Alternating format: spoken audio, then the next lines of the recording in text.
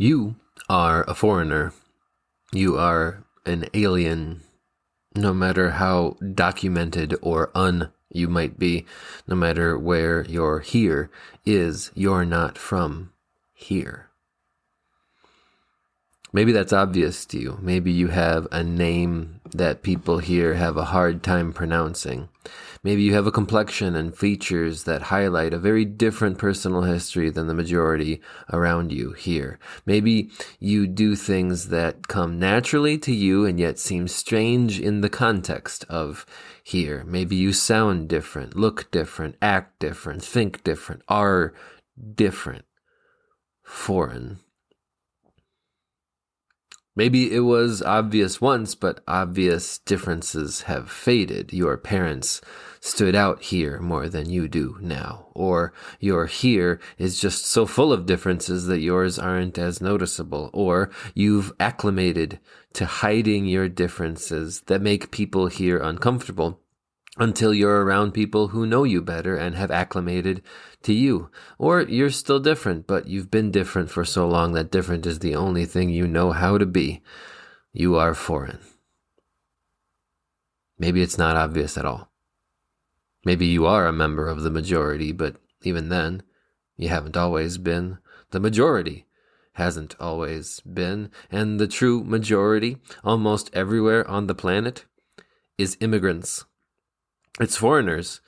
Nobody has been here forever. Nobody will be. So maybe you don't see anything about you that makes you different. And maybe you are what's normal for you and for most of the people around you. And maybe you are even convinced that you are here because you belong here and always have and always will. Then, well, you're just wrong because you are foreign.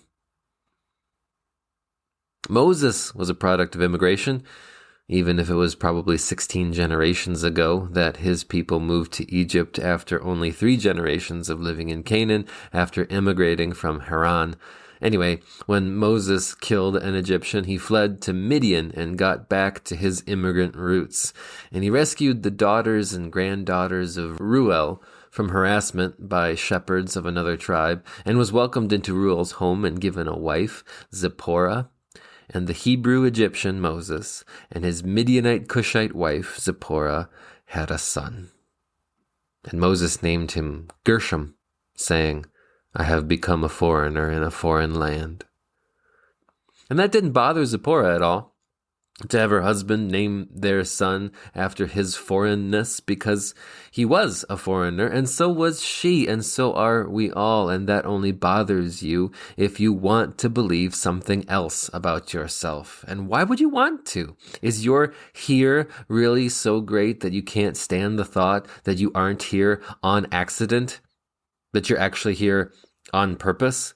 Because somebody made a decision at some point that brought you here, willing or not, born or not, maybe unborn by 16 generations or more. Why does it bother you to think that your personal customs are totally bizarre to other people in exactly the same way that their customs are weird to you?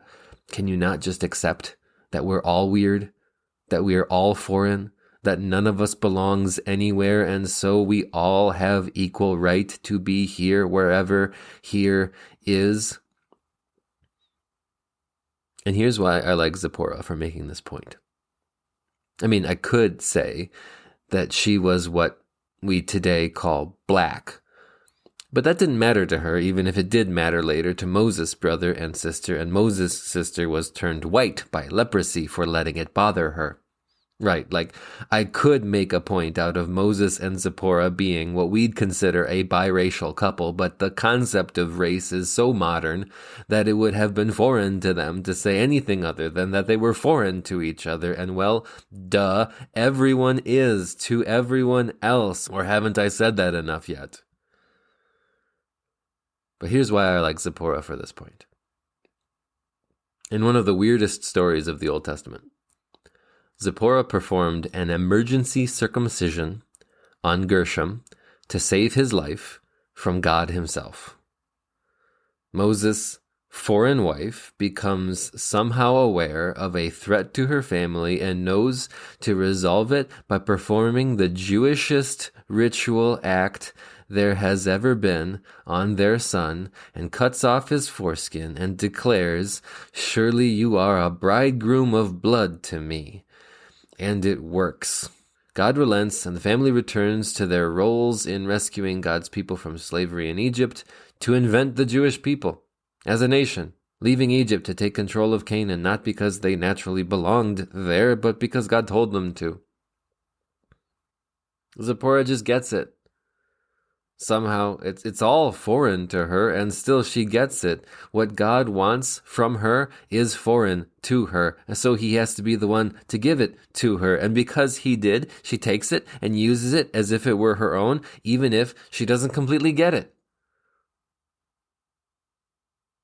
You are a foreigner. No matter where your here is, you're not from here, and what you need is not here. It's foreign to you. God is foreign to you, so he has to come to you. He has to get you and bring you near to him. And he did in the Jewishest way, through a Jewish boy born not in his hometown, returned to his own city after a brief immigration to Egypt, raised in Galilee, ministered throughout Palestine, murdered by foreigners in Jerusalem during the celebration of the Passover that brought the Jews out of Egypt in the first place.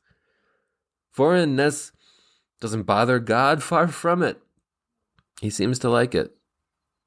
He knows just how to use it to give us what we need. A forever home. A place we belong, not at all on accident. Probably I'm reading too much into it, but I feel like Zipporah just got that. And I feel like we can too.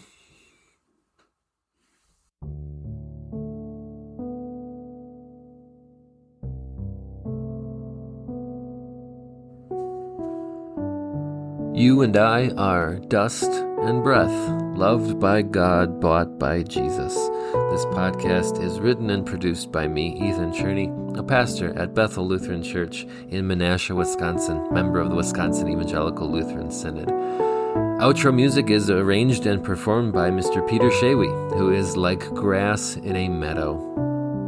Keep in touch. Reach out to us on Twitter or Facebook at Dust and Breath Pod, or send an email to dustandbreathpod@gmail.com. Or you could write us a review, recommend a episode to somebody else. That's the only way other people find out about the show.